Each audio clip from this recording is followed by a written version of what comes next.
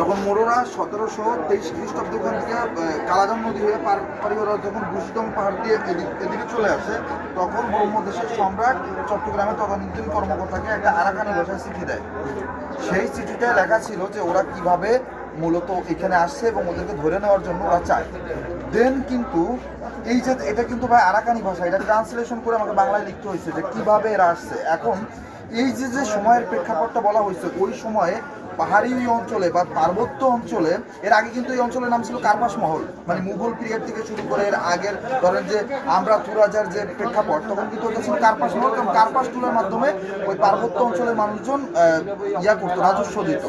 কার্পাস মহল থেকে যখন আপনার মুর্শিদ কুলি খাঁ যখন ইস্ট ইন্ডিয়া কোম্পানির কাছে যখন এটা হস্তান্তর হয়ে যায়, দেন হচ্ছে ধরেন আপনার পলাশি যুদ্ধ হয়েছে কিন্তু 57-তে, কিন্তু ব্রিটিশ মানে ইস্ট ইন্ডিয়া কোম্পানি কিন্তু পার্বত্য চট্টগ্রাম দখল করতে পারছে 1767 সালে। কথা বুঝছেন?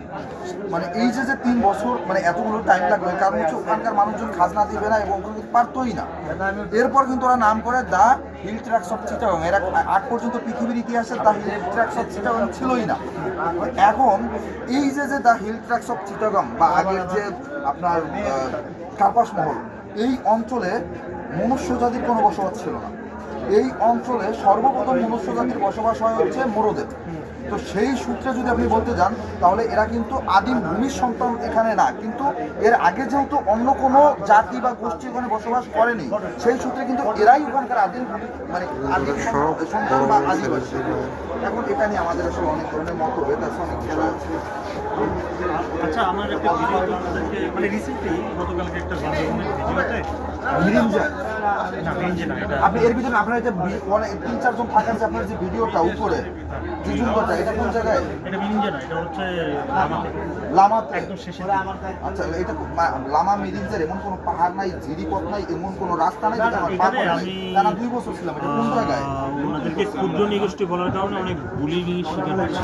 না, আপনি ঠিক আছেন। আমি ক্ষুদ্র নিগোষ্ঠী তো কোনো কিছুকে ক্ষুদ্র নিগোষ্ঠী এখানে কি লেখা আছে? ক্ষুদ্র নিগোষ্ঠী মানে আমার এটার আমি ব্যাখ্যা দিচ্ছি। কোনো দেশে বসবাসরত প্রধান জনগোষ্ঠী বাদে অন্য যে সকল ক্ষুদ্র জনগোষ্ঠী লোক বসবাস করে, তাদের আচার আচরণ, জীবন ব্যবস্থা, ধর্ম ইত্যাদি এখানে কোনো আপনি জনগোষ্ঠীটা ব্যবহার করতে পারেন বা সম্প্রদায়, জনগোষ্ঠী কিংবা সম্প্রদায়।